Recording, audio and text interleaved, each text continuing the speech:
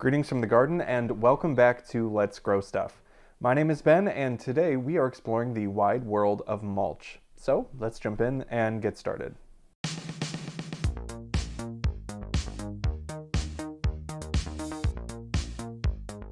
First, let's understand what mulch is and why we use it.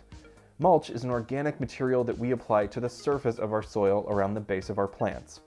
Mulch can have a number of uses, from helping us to conserve soil moisture to changing our soil's fertility or preventing weeds. Now, the type of mulch we use should vary based upon where and what we're growing. First, how and how long will it take to decompose? Second, how and to what degree will it change our soil fertility or pH balance as it decomposes? Third, where is your mulch coming from? This question is especially important when it comes to limiting the spread of harmful critters and plants which can travel in mulch. Let's begin by talking about one of our most common mulches, shredded bark and wood chips.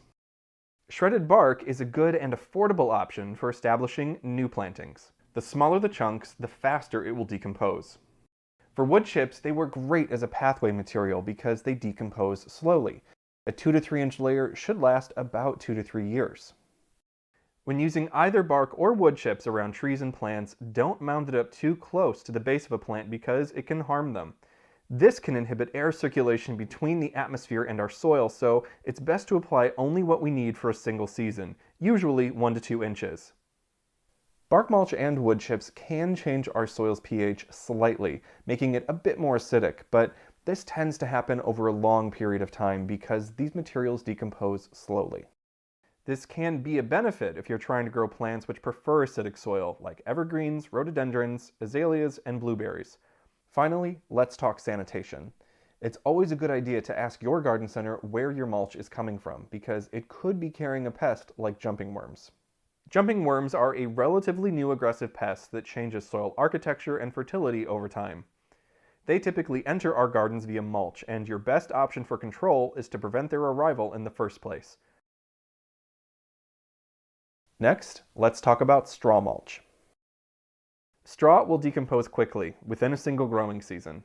It won't significantly change soil fertility or pH, and it's a good choice for veggie garden beds as a weed barrier and water insulator.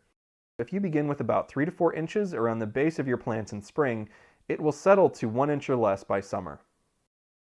When it comes to sanitation, straw is less likely to harbor insects, but keep an eye out for new weeds which might have traveled along with it, since straw is an agricultural byproduct. Finally, let's talk about mulches that you can make at home. Many gardeners use grass clippings for mulching veggie gardens. Fresh cut grass is high in nitrogen and it will stimulate rapid growth of leaves and stems. It will also break down very quickly and may decompose entirely by the end of the season. If you have an organic lawn, you also likely have a few dandelions.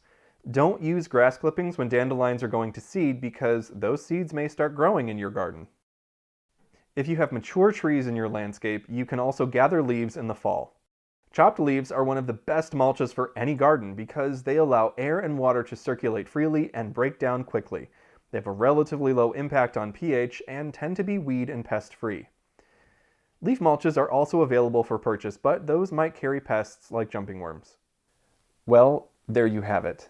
Knowing when and how to use mulch is important because not all mulches are created equal and there are options we didn't even cover here today.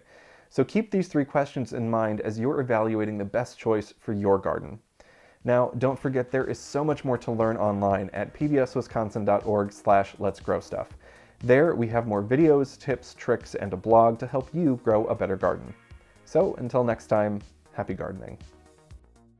Funding for Let's Grow Stuff is provided by American Transmission Company, Ganshert Nursery and Landscapes, Lily Street Co-op, Focus Fund for Wisconsin Programming, and Friends of PBS Wisconsin.